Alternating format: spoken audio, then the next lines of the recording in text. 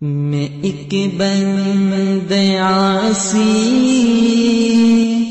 हूँ, खताकार हूँ मौला। औज़ु बिल्लाहि मिनश्शैतानिर रजीम, बिस्मिल्लाहिर रहमानिर रहीम। आज हमारा मुज़ाकिरा है नमाज का।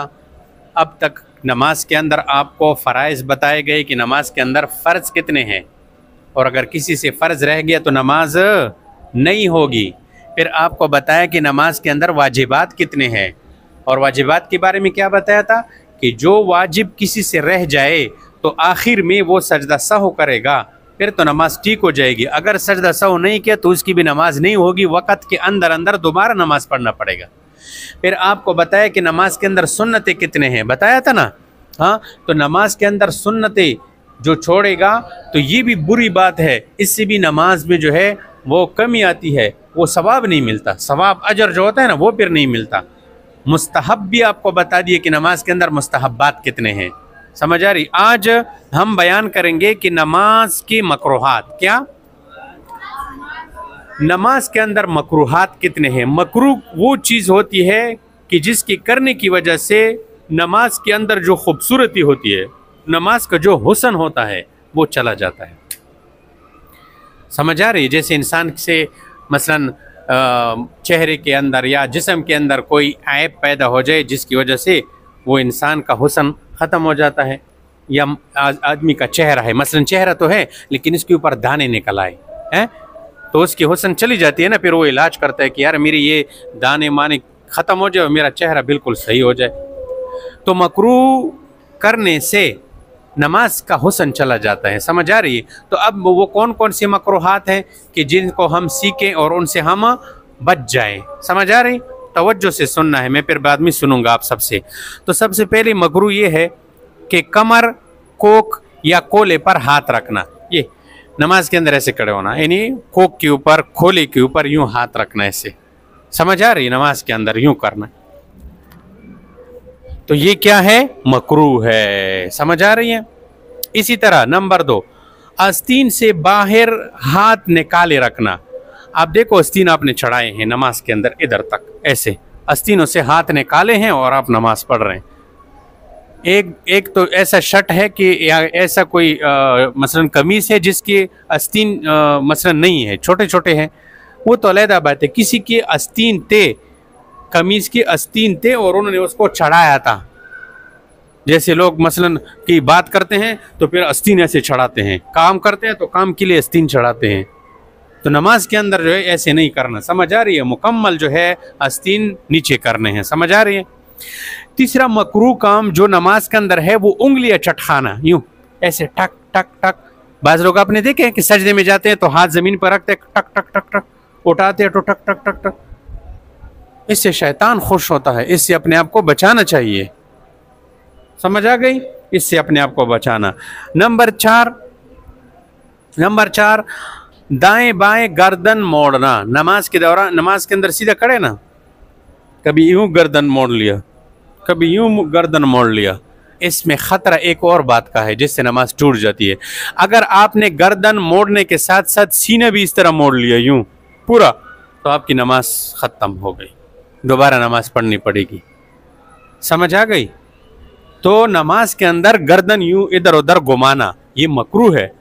अगर सीना भी इस तरह मुड़ गया इधर उधर तो फिर तो नमाज भी ख़त्म हो गई, दोबारा पढ़ना पड़ेगा फिर, समझ आ रही।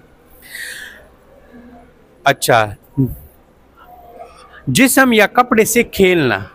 अब खड़ा नमाज के अंदर है, कभी कपड़ों से खेल रहे, कभी जो है जिस्म से खेल रहे, कभी दाढ़ी से खेल रहे, कभी सर के बालों से खेल रहा है। इससे बाज़ दफ़ा नमाज टूट जाती है। अगर देखने वाले ने देख लिया ना, मसलन दोनों हाथ इस्तेमाल कर रहे थे, दोनों हाथों से कपड़े इधर उधर कर रहे थे, या दाढ़ी या सर के बालों में दोनों हाथ, देखने वाले ने देख लिया कि ये तो नमाज के अंदर है, यार ये ऐसा लग रहा है कि ये बंदा नमाज नहीं पढ़ रहा है, तो फिर भी आपकी नमाज टूट गई, तो कितना ख़तरनाक काम है तो मकरूह, लेकिन ख़तरा आगे बन रहा है नमाज के टूटने का, तो इससे भी अपने आप को बचाना चाहिए। इसी तरह कपड़े समेटना, कपड़े समेटना, यूं ऐसे सजदे में जाते हुए तमाम कपड़े अपने साथ यूं समेट लिए कि मेरे कपड़े जो है गंदे ना हो जाए। अरे कपड़े जो है कीमती है या नमाज कीमती है? नमाज कीमती है। अब नमाज के अंदर कपड़ों का जो ख्याल रख रहे हैं कि मेरे कपड़ों पे गर्द न लग जाए, छोड़ दो इन चीज़ों को, ये मकरूह चीज़ है। समझ आ रही? इसी तरह अंगड़ाइयाँ लेना, जमाइया लेना, सुस्ती उतारना नमाज के अंदर, इस तरह जो है, समझ आ रही है? बाज़ लोगों को देखा है ना कि जो है तके होते हैं, आके नमाज में सुस्ती निकालते हैं, ये मकरूह है। इसी तरह मर्द को सजदे में हाथ ज़मीन पर बिछाना, समझ आ रही है? तो मर्द को हुक्म ये है कि ये पंजा जो है ना, पंजा, ये तो इसके ऊपर रखो, ज़मीन के ऊपर उंगलियां बंद करो, ये जो कलाई है ये ऊपर करो ज़मीन से। तो बाज़ लोगों को आपने देखा है कि वो ऐसे करते हैं, ये कलाइयाँ ज़मीन पर बिछा लेते हैं और सजदा कर लेते हैं। ये तो औरतों का काम है, मर्द का काम नहीं है। मर्द क्या करेंगे? ये ऊपर करेंगे सजदे के अंदर, तो ये मकरूह है। समझ आ रही है? इसी तरह सजदे में मर्दों को पेट का रानों के साथ मिलाना, ये रान है ना, इसको पेट से मिला लिया सजदे के अंदर यूं करके, ये भी औरतों का काम है। ये औरतों के लिए ये हुक्म। मर्द का हुक्म यह है कि आप इतना बड़ा सजदा करो, लंबा खुला सजदा करो कि आपके रान और पेट ये अलग हो जाए एक दूसरे से। समझ आ गई बात की? इसी तरह बगैर उज़र के 4 जानों आलती पालती मारकर बैठना नमाज के अंदर। अपना मरीज है, बाहर घंटों घंटों खड़े रहते हैं, बैठे रहते हैं, चलते फिरते हैं, नमाज में आके बैठ जाते हैं, कुर्सी के ऊपर बैठ जाते हैं या नीचे ज़मीन के ऊपर बैठ के आलती पालती मार के नमाज पढ़ते हैं। और कोई ज़्यादा माजूर है उसकी बात तो अलग है, लेकिन उज़र के बगैर जो है इस तरह करना ये मकरूह है। इमाम का मेहराब के अंदर खड़े होना, इमाम जो है मेहराब के अंदर ऐसा अंदर खड़ा हो गया कि मुक्तदियों को पता नहीं चल रहा है कि इमाम किधर है, तो ये भी इमाम के लिए ये मकरूह है। अगर आप कहीं पर नमाज पढ़ाओ और नमाज जो जाए नमाज है वो मेहराब के अंदर था, तो उसको थोड़ा सा बाहर कर लो ताकि मुक्तदियों को पता चले कि वो इमाम साहब नज़र आ रहे हैं हमें। समझ आ गई है? इसी तरह इमाम के पीछे सफ़ में सब लोगों से अलहदा और तन्हा खड़े होना। अब इमाम के पीछे एक सफ़ बना हुआ है, उसके पीछे कोई सफ़ नहीं है और आगे जगह भी है, आप आगे नहीं खड़े होते हैं और पीछे जाके अलहदा खड़े हो जाते हैं। अलहदा मत खड़ा हो। हाँ, अगर फिर आगे सफ़ में जगह नहीं थी, आगे सफ़ में जगह नहीं थी, फिर क्या करेंगे? फिर थोड़ा सा इंतज़ार कर लो, शायद कोई आ जाए, वो साथ खड़ा कर दो, या किसी को थोड़ा सा जो समझदार बंदा उसको थोड़ा सा कमर पर ऐसा इशारा कर लो कि यार थोड़ा पीछे आ जाओ, मेरे साथ खड़े हो जाओ। जो समझ आ रही? इस तरह करना।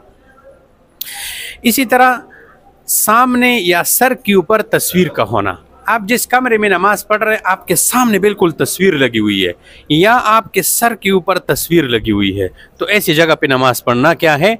मकरूह। आज हमारे घर सारी तस्वीरों से भरी पड़ी है। माचिस के ऊपर तस्वीर, शैम्पू की बोतल के ऊपर तस्वीर, साबुन के ऊपर तस्वीर, तस्वीरें है जो है। तो इसलिए तस्वीर जो है, इससे अपने आप को, अपने घरों को पाक कर दो। जिस घर में तस्वीर होते हैं उधर रहमत के फरिश्ते नहीं होते। माचिस के ऊपर घर में मार्कर रखो, मार्कर है ना काला पॉइंटर, ये रखो मार्कर। जिस चीज़ के ऊपर तस्वीर देखो फौरन उसका जो है शक्ल मिटा दो बस, ताकि घर के अंदर से नहुसत निकल जाए। तो बाहर के अगर किसी कमरे में सामने तस्वीर था या सर के ऊपर तस्वीर था तो उधर नमाज मत पढ़ो, मकरूह है। इसी तरह तस्वीर वाले कपड़े में नमाज पढ़ना। आपने जैकेट पहनी हुई है, कोट पहना हुआ है, शर्ट पहनी हुई है, उसके ऊपर तस्वीर है बिच्छू का, सांप का, हिरन का, घोड़े का, फलाने का। आजकल जो है नौजवानों को एक्टरों का बड़ा शौक है, करेक्टरों का बड़ा शौक है, फलाने करेक्टर का जो है ये शर्ट है, इसमें नमाज पढ़ना ये मकरूह है, इससे अपने आप को बचाओ। इसी तरह कंधे पर चादर या कपड़ा डालकर दोनों किनारे लटकाना। इस तरह देखो, ये मैंने जो है चादर का रुमाल ले लिया ना, इसका एक सिरा मैंने इधर लटका लिया और एक सिरा इधर लटका लिया, एक दाएं तरफ एक बाएं तरफ, और इसको ऐसी ही छोड़ दिया कि दोनों किनारे इसके लटक रहे हैं। तो इस तरह जो है नमाज पढ़ना भी मकरूह है। समझ आ रही है? या इस तरह डाल दिया, कंधे के ऊपर डाल दिया, एक पीछे लटक रहा है और दूसरा आगे लटक रहा है, ये भी जो है मकरूह है। समझ आ रही है? इसी तरह किसी बंदे को पेशाब पखाना या ज़्यादा भूख लगी हुई है, वो उसी हालत में नमाज पढ़ रहे हैं, आपको सख्त पेशाब आया हुआ है और आप उसी हालत में नमाज पढ़ रहे हैं, मकरूह है। जल्दी चले जाओ, पेशाब कर लो, खैर है। अगर आपसे नमाज निकल गई, मसलन जमात की नमाज 1-2 रकात निकल गई, कोई बात नहीं है, तो आप फिर नमाज कैसे पढ़ोगे? आपकी तो नमाज में सारा सोच ये होगा कि जल्दी जल्दी पेश और नमाज पढ़ के ना मैं फ़ौरन लैट्रिन भाग जाऊँ। इसी तरह जब आपको खूब भूख लगी हुई हो तो नमाज मत पढ़ो, सबसे पहले खाना खाओ, खूब सैर होकर उसके बाद नमाज पढ़ो, ताकि आपका सोच फिक्र नमाज के अंदर हो, खाने की तरफ ना हो। समझ आ गई इस बात की? इसी तरह नंगे सर नमाज पढ़ना, ये मर्दों की, ये कराहत का हुक्म मर्दों के लिए है, जबकि औरतें नंगे सर नमाज पढ़ेगी तो उनकी तो नमाज भी नहीं होगी। मर्दों के लिए नंगे सर नमाज पढ़ना ही मकरूह है। कितने नौजवान हैं आके इधर खड़े हो जाते हैं और सर पे टोपी नहीं होती। तो अपने जेब में पहले होना तो ये चाहिए कि किसी हालत में टोपी अपने सर से मत उतारा करो। समझ आ रही है? हाँ, फिर नमाज के अंदर तो बिल्कुल भी मत उतारा करो, पहना करो जो है टोपी। समझ आ रही है? ये मकरूह है। इसी तरह आंखें बंद करके नमाज पढ़ना, आंखें बंद करके जो है नमाज पढ़ना। यूँ आंखें बंद की हुई है, बस सारे के सारे नमाज में आंखें बंद हैं। हाँ, अगर आप अपने तवज्जो को जमाने के लिए कि इधर उधर मेरा सोच न चला जाए, ध्यान जमाने के लिए हो तो फिर तो कोई बात नहीं, लेकिन वैसे खामखा आंखें जो है बंद न करना। समझ आ रही है? तो ये तकरीबन 18-19 मकरूहात आपको बयान कर दिए। जो बंदा इसका ख्याल रखेगा तो इसकी नमाज शानदार जानदार बनेगी। जो इन मकरूहात का इर्तिकाब करेगा तो उसकी नमाज में हुस्न में कमी आएगी। समझ आ रही है? मैं उस जमाने का मुंतज़िर हूँ, जमाना जब बेमिसाल होगा। हर एक मस्जिद मदीना होगी, हर एक मुअज़्ज़िन बिलाल होगा। मैं उस जमाने का मुंतज़िर हूँ, जमाना जब बेमिसाल होगा। हर एक मस्जिद मदीना होगी, हर एक मुअज़्ज़िन बिलाल